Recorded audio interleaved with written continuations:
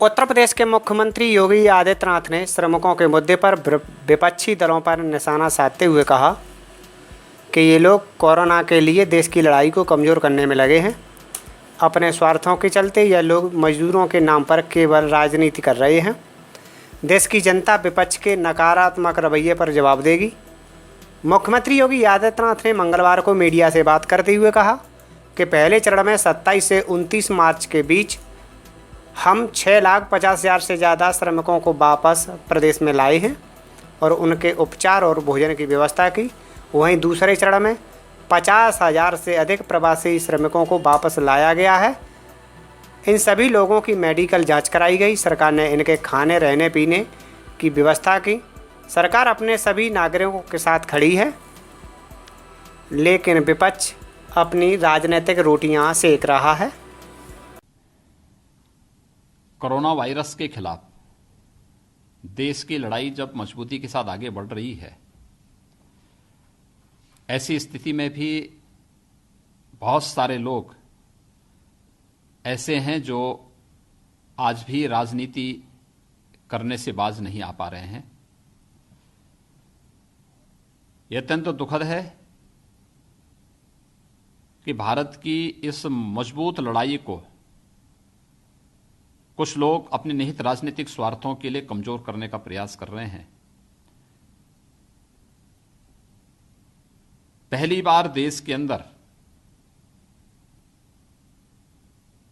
आपदा के समय में गरीबों के लिए, मजदूरों के लिए, महिलाओं के लिए एक बड़ा राहत पैकेज प्रधानमंत्री गरीब कल्याण पैकेज के रूप में घोषित हुआ।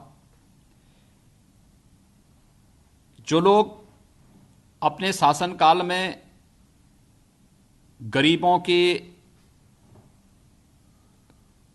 महिलाओं के और कमजोर वर्ग के लोगों के कल्याणकारी योजनाओं का पैसा हड़प जाते थे, आज जब ये पैसा उन गरीबों के खाते में पहुंच रहा है तो उनकी बौखलाहट स्पष्ट दिखाई देती है।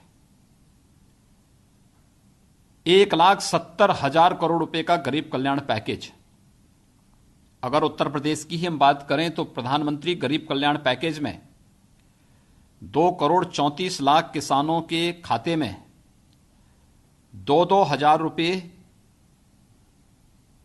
आ चुके हैं। पहली किस्त अप्रैल में और दूसरी किस्त इस माह प्रारंभ हो चुकी है। 3,26,00,000 महिलाओं के जनधन अकाउंट में 1,630 करोड़ रुपए अप्रैल महीने में और 1,630 करोड़ रुपए की धनराशि मई महीने में भी आ चुकी है। 1,47,00,000 परिवारों के पास अकेले उत्तर प्रदेश में निःशुल्क रसोई गैस के कनेक्शन उन्हें उपलब्ध, रसोई गैस के सिलेंडर उन्हें उपलब्ध कराए गए। 18 करोड़ गरीबों को उत्तर प्रदेश में 2 बार का खाद्यान्न वितरित हो चुका है और तीसरी बार का खाद्यान्न वर्तमान में उन्हें प्राप्त हो रहा है। प्रदेश में प्रदेश सरकार ने अब तक निराश्रित जो श्रमिक हैं, गरीब हैं, डेली कमाने वाले लोग हैं, ऐसे 30 लाख से अधिक गरीबों को भरण पोषण भत्ता, प्रदेश सरकार 1,000 रुपए का भरण पोषण भत्ता दे रही है। उन्हें निःशुल्क खाद्यान्न भी उपलब्ध कराने का कार्य कर रही है। 88 लाख मनरेगा के मजदूरों को बढ़े हुए पारिश्रमिक से उन्हें भुगतान किया जा रहा है और उन्हें वर्तमान में 14 लाख से अधिक मनरेगा के श्रमिक वर्तमान में प्रदेश के अंदर कार्य कर रहे हैं।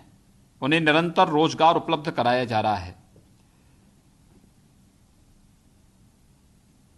88 लाख से अधिक पेंशन धारक, वृद्धावस्था पेंशन, निराश्रित महिला पेंशन, दिव्यांगजन पेंशन और कुष्ठावस्था पेंशन, इससे आच्छादित होकर के 2-2 महीने की पेंशन की राशि एडवांस उन्हें उपलब्ध कराई जा चुकी है।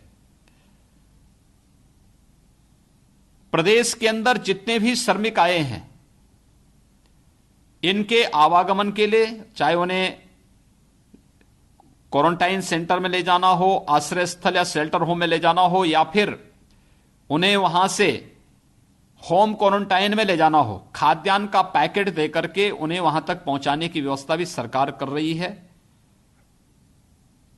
और 10,000 से अधिक उत्तर प्रदेश परिवहन निगम की बसें उनकी सेवा में लगाई गई हैं, जिसमें कहीं किसी भी प्रकार की कोई समस्या नहीं। हम प्रदेश में कोरोना के खिलाफ लगभग 50,000 से अधिक लेवल 1, लेवल 2, लेवल 3 के बेड्स स्थापित कर चुके हैं, तैयार कर चुके हैं, जहां पर निःशुल्क सुविधा कोरोना के उपचार के लिए हर जरूरतमंद को उपलब्ध हो सकती है। और यही नहीं, हम लोगों ने प्रदेश के अंदर इमरजेंसी सेवाओं के लिए भी सरकारी और प्राइवेट दोनों प्रकार के हॉस्पिटल की एक लंबी श्रृंखला खड़ी की है, जिसमें 1 लाख से अधिक बेड्स उपलब्ध हैं, जहां पर हर व्यक्ति जाकर के बेहतर इमरजेंसी की सेवाओं को ले सकता है।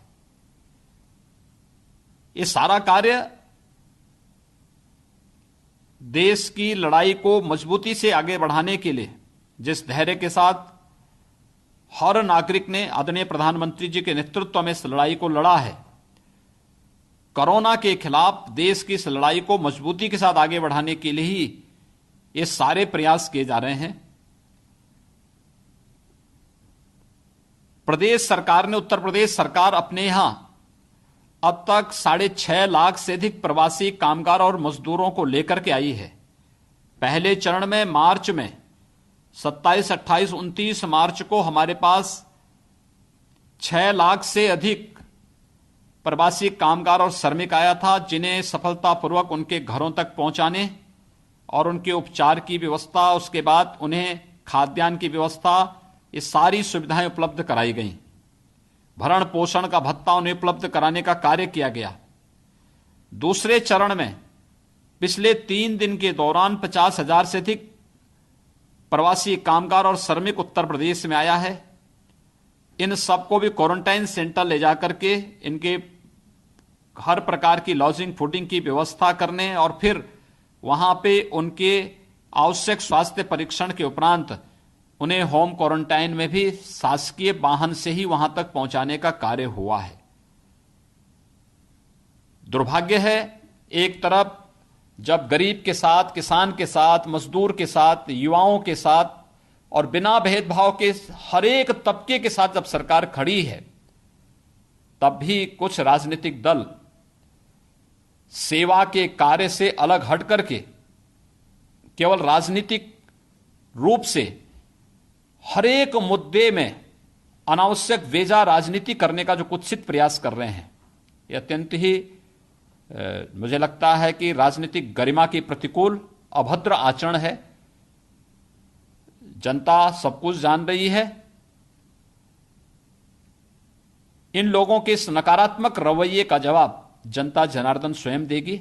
मेरी प्रदेशवासियों से अपील है कि वे देश की लड़ाई में जिस धैर्य के साथ, जिस संवेदनशीलता के साथ उन्होंने अब तक इस लड़ाई को सरकार के साथ मिलकर के आगे बढ़ाया है, आदरणीय प्रधानमंत्री जी के नेतृत्व में कोरोना को परास्त करने के लिए जिस लड़ाई को हम आगे बढ़ा रहे हैं, आगे भी वैसे धैर्य के साथ, उसी संवेदनशीलता के साथ वे सहयोग करें। और मैं इस बात के लिए आश्वस्त करता हूं कि उत्तर प्रदेश में 23 करोड़ जनता की या अपने सभी प्रवासी कामगार और श्रमिकों के हितों की चिंता और उनको सुरक्षित वापसी करने के लिए सरकार हर संभव प्रयास कर रही है।